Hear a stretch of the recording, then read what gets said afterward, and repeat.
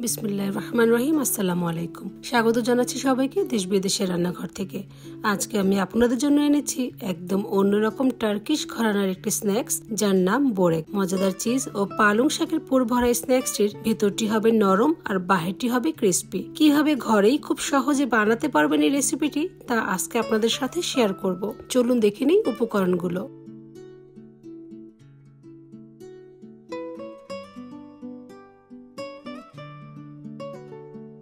আমি এখানে প্রায় 250 গ্রামের মতো পালং শাক নিয়েছি। পালং শাক খুব ভালোভাবে ঝুরি করে কেটে নিব। তারপর কেটে নিব পার্সলে কুচি নিয়েছি প্রায় 100 গ্রামের মতো।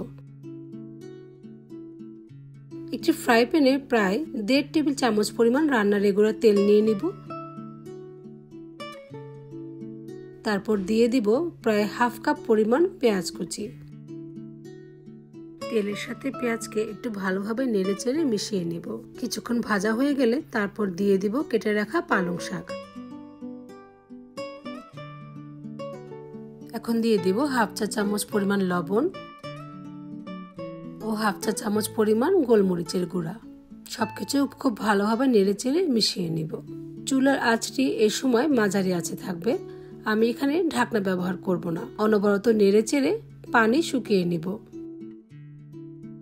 এই শাকটি রান্না করতে আমাদের সর্বোচ্চ 5 থেকে 6 মিনিট সময় লাগবে। আমাদের রান্না হয়ে গেছে। এখন তা আমরা একটি পাত্রে তুলে নিব। আমি এখানে প্রায় 500 গ্রামের মতো ফ্যাটা ক্রিম চিজ নিয়েছি।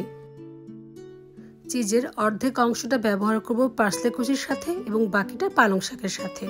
প্রথমেই পার্সলে কুচির সাথে চিজটাকে খুব ভালোভাবে মিশিয়ে নিব। কাজটি একটু আলতোভাবে করতে হবে।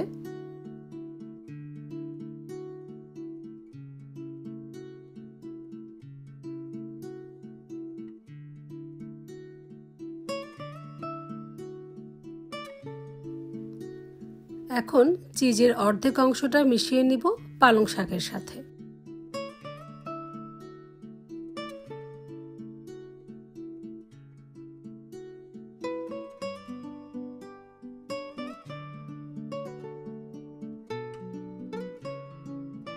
এখন আমি একটি লিকুইড ব্যাটার তৈরি করব।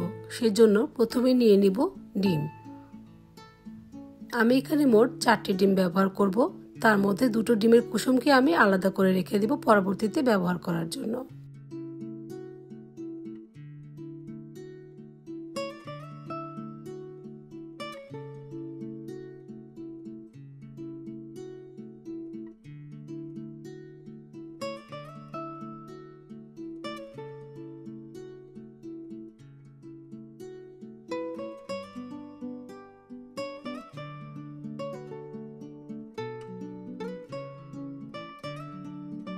এখন দিয়ে দিব 1 কাপ পরিমাণ টক দই।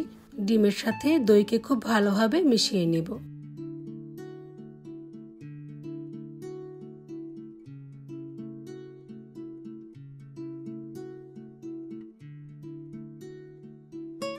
এখন দিয়ে দিব 100 ml এর মতো তেল।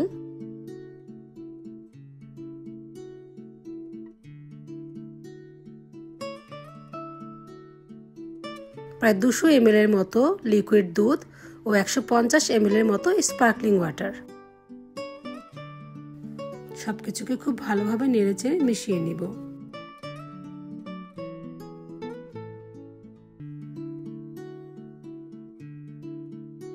এখন দিয়ে দিব হাফ চা চামচ পরিমাণ লবণ। একটু সময় নিয়ে ব্যাটারটিকে খুব ভালোভাবে মিশাতে হবে। একটি বেকিং ট্রেতে নিয়ে নিব অল্প পরিমাণে তেল। একটি ব্রাশের সাহায্যে পুরো ট্রেতে তেল ব্রাশ করে নিব।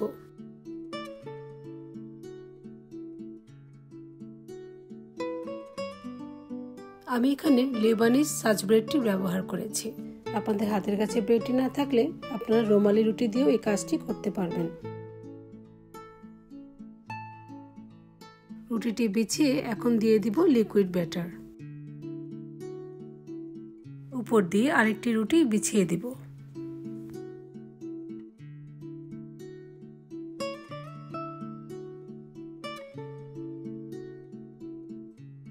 আমি এই কাজটি কয়েকটি স্তরে করে নিব। আপনারা নিশ্চয়ই দেখে বুঝতে পারছেন আমি কাজটি কিভাবে করছি।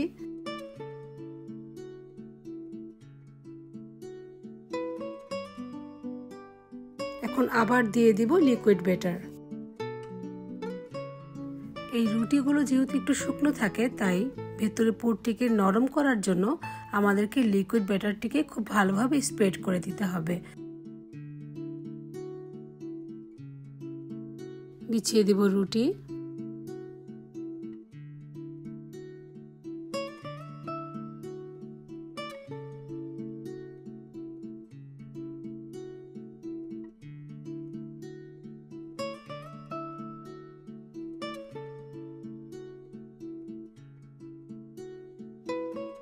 আবার দিয়ে দিচ্ছি লিকুইড ব্যাটার।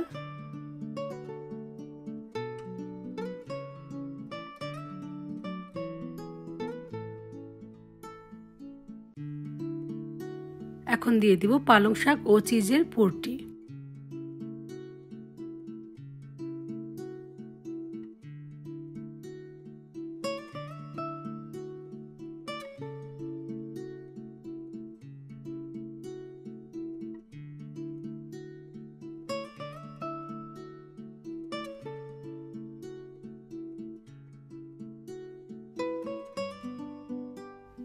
অন্য পাশে দিয়ে দেব পার্সলে কুচির মিশ্রণটি। খুব ভালোভাবে স্প্রেড করে দিব রুটির উপরে।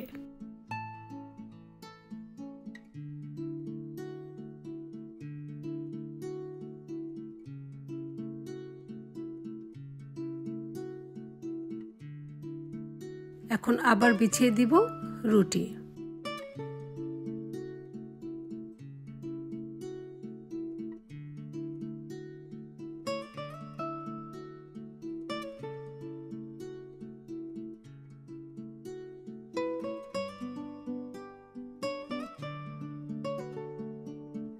দিয়ে দিচ্ছি লিকুইড ব্যাটার।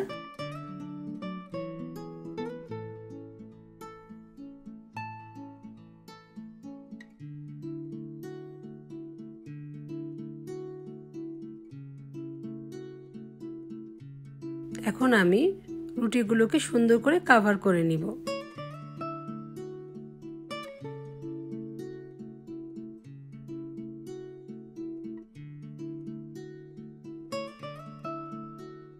শেষবারের মতো আবার দিয়ে দিচ্ছি লিকুইড ব্যাটার। সবশেষে আবার আরেকটি রুটি দিয়ে ভালো করে কভার করে দিব।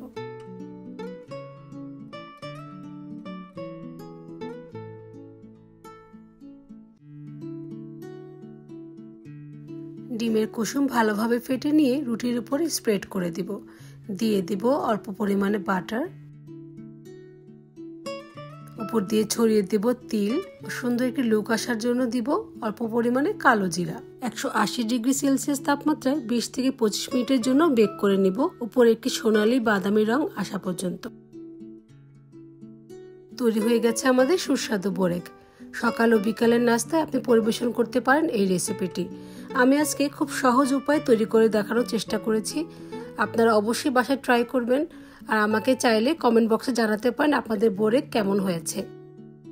চলুন চলে যাই পরিবেশন করার জন্য। একটি পিৎজা কাটারের সাহায্যে বোরেকগুলোকে কেটে নিয়ে একটি পাত্রে তুলে নিব।